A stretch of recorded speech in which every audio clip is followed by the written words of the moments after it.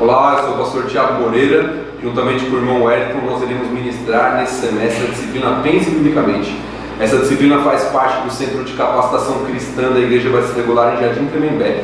E a ideia dessa disciplina é formar uma visão de mundo cristã nas pessoas. Nós vamos estudar sobre cosmovisão cristã. O que é isso?